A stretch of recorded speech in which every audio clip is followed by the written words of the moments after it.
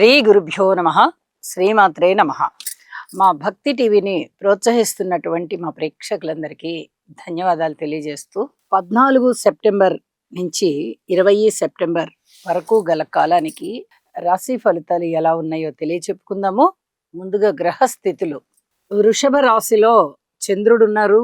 ఇక గురువు గారు మిథున రాశిలో, శుక్రాచార్యుల వారు కర్కాటక రాశిలో, రవి బుధ కేతువులు సింహరాశిలో, కుజుడు తులారాశిలో, రాహువు గారు వచ్చేసి కుంభరాశిలో ఉన్నారు. ఇక వక్రించినటువంటి శని గారి యొక్క స్థితి మీనరాశిలో ఉంటూ ఉండగా వారాంతంలోకి 20వ తేదీ సెప్టెంబర్ నాటికి ఏ ఏ గ్రహస్థితులు మారి ఉన్నాయి అంటే చంద్రుని యొక్క స్థితి సింహ రాశిలోకి వెళ్ళి ఉన్నది. అలాగే రవి బుధుల యొక్క స్థితి కన్య రాశిలోకి వచ్చి ఉన్నది. ఇక శుక్రాచార్యుల వారి గారి యొక్క స్థితి సింహరాశిలోకే వచ్చి ఉన్నది. ఈ గ్రహాల యొక్క మార్పు ఏ విధమైన ఫలితాలను ఇస్తుంది, గ్రహ సమ్మేళనాలు ఎలా ఉన్నాయి, అలాగే గ్రహ దృష్టులు ఎలా ఉన్నాయి అని ఒకసారి పరిశీలన చేసినట్టయితే రవి బుధులు బుధ ఆదిత్య యోగంలో యోగిస్తున్నారు. కన్య రాశిలో బుధుడు ఉచ్చలో ఉంటారు కాబట్టి చాలా అద్భుతమైనటువంటి ఫలితాలు ఉంటాయి కన్య రాశిలో.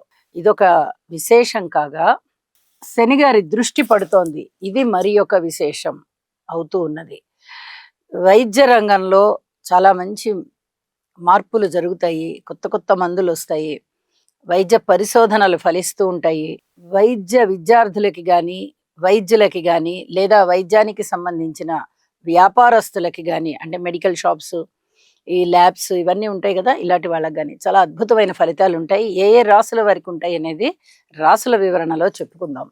అలాగే శుక్ర చంద్ర కేతు ఈ 3 గ్రహాల కలయిక ఇక్కడ సింహ రాశిలో జరుగుతుంది. శుక్ర చంద్రుల కలయిక మంచిదే అయినప్పటికీ కేతువుతో కలిసి ఉండడం కానీ, రాహువు గారి దృష్టి ఉండడం కానీ అంత మంచిది కాదు. కాబట్టి కళాకారులు జాగ్రత్తగా ఉండాలి.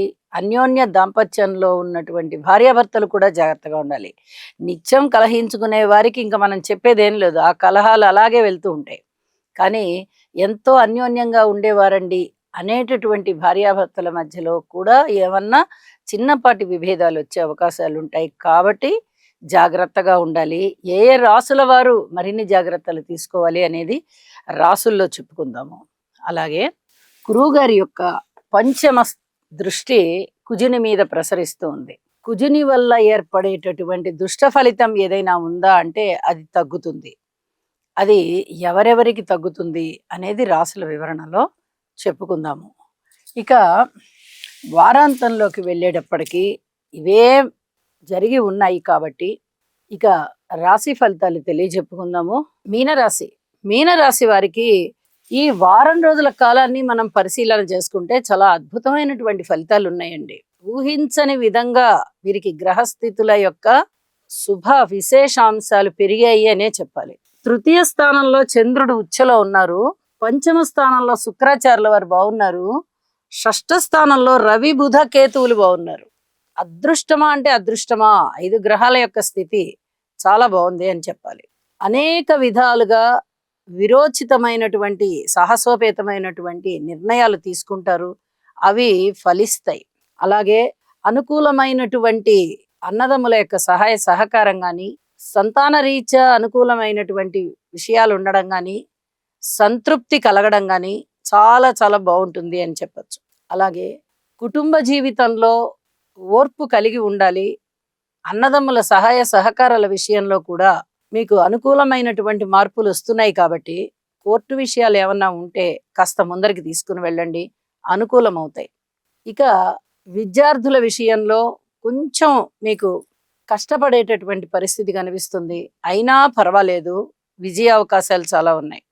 ఇక భార్యాభర్తల అన్యోన్యత రీత్యా పూర్వం కన్నా కొంచెం మెరుగైనటువంటి ఫలితాలు ఉంటాయి. అలాగే దూర ప్రాంత ప్రయాణాలు పడతాయి. పిత్రార్జితాల విషయంలో అనుకూలంగా అవి చేతికొచ్చే విధంగా ఆ దిశగా మార్పులు ఉంటాయి. ఉద్యోగ జీవితం చాలా చాలా బాగుంటుంది. ఇవన్నీ కూడా చాలా చెప్పదగినటువంటి సూచనలు. మరి వ్యయస్థానంలో రాహు ఉన్నారు కదా, మరి వీరి సంగతి ఏమిటండి అంటే స్థాన చలనానికి అవకాశం ఉంది. ధనం ఎక్కువ ఖర్చు అవడానికి అవకాశం ఉంది. మీరు ఒకటి అనుకుని ఇంకొకటి చెయ్యకుండా కాస్త నిదానంగా ఆలోచించి మనం ఏది అనుకుంటున్నామో, ఏది ప్రణాళికలు వేసుకుంటున్నామో దాని ప్రకారంగానే ఈ ఫలితాలన్నీ కూడా ఉండాలి. మనం దాని ప్రకారంగానే కృషి చేసుకుంటూ వెళ్ళాలి అని అనుకోని చెయ్యండి. ఇది చాలా చెప్పదగినటువంటి సూచనగా తెలియజేస్తూ ఉన్నాను. ఇన్ని గ్రహాలు అనుకూలిస్తున్నాయి అంటే అది మాటలైన విషయం కాదు. అలాగే వారాంతంలోకి వెళ్ళేటప్పటికి చంద్రుడు వచ్చేసారు షష్ఠ స్థానంలోకి. ఇది అనుకూలమే. శుక్రాచార్యుల వారు వచ్చారు. ఇది అననుకూలం. విజయావకాశాల పరంపర అలా కొనసాగుతూ ఉంటుంది. రవి బుధుల యొక్క స్థితి సప్తమ స్థానంలోకి వచ్చి ఉన్న కారణం చేత ఇక్కడ ఏదైనా అనారోగ్య సూచనలు ఉండేటటువంటి అవకాశం ఉంది. ఔషధ సేవ అవసరం పడుతుంది. భార్యాభర్తల మధ్య అన్యోన్యత విషయంలో కొద్దిగా ఊపిరాడినట్టుగా అనిపిస్తుంది. ఇంతకు ముందున్న పరిస్థితి కన్నా ఇప్పుడు బెటరే అనేటటువంటి అంశాలు ఉంటాయి అని చెప్పి తెలియజేస్తూ, ఏది ఏమైనా ఏలినాటి శని జరుగుతూ ఉంది. గురుబలం లేదు, రాహుబలం లేదు, ఒక్క కేతు బలం మాత్రమే సరిపోదు అన్ని విషయాలు శుభకరంగా సాగడానికి. ఏ గ్రహాలు ఏ ఫలితాలను ఇస్తున్నాయో ఆ గ్రహాలు ఆ ఫలితాలను ఇస్తూ ఉంటాయి. కాబట్టి వాటితో మనము తృప్తి పడుతూ మరింతగా శుభకరమైన ఫలితాలు పొందడం కోసం అనుకూలమైనటువంటి గ్రహాల సంచారం మీకు మంచి ఫలితాలని ఎక్కడ విడవకుండా తెచ్చివ్వడం కోసం శనిగారికి తైలాభిషేకం చేయించండి. అలాగే గురుగ్రహానికి స్తోత్ర పారాయణాలు చెయ్యండి. గురువు ఆలయాలకు వెళ్ళండి, సేవ చెయ్యండి, పెద్దలకి సేవ చెయ్యండి. అలాగే నవగ్రహ స్తోత్ర పారాయణాలు చేసుకుంటూ నవధాన్యాలు దానం చేస్తూ మీరు ఇష్టదేవతారాధన చెయ్యండి. మరింత ప్రయోజనకరమైన ఫలితాలు ఉంటాయి అని చెప్పి తెలియజేస్తూ ఉన్నాను. అన్ని విధాల కొంచెం ఉపశమనం కలిగించేటటువంటి అంశాలు జరగడానికి నాంది పలకబోతున్నాయి. అటువంటి గ్రహస్థితులు ఉన్నాయి కాబట్టి కొంచెం ధైర్యంగా ఉత్సాహంగా ముందరికి వెళ్ళండి అని చెప్పి తెలియజేస్తూ ఉన్నాను. మీన రాశి వారికి సకల శుభాలు ప్రారంభమవబోతున్నాయి. శుభం. సర్వే జనా సుఖినో భవంతు. శుక్రగ్రహం యొక్క అనుకూలత కొరకు హిమకుంద మృణాళాభం దైత్యానాం పరమం గురుం సర్వశాస్త్ర ప్రవక్తారం భాగం ప్రణమామ్యహం.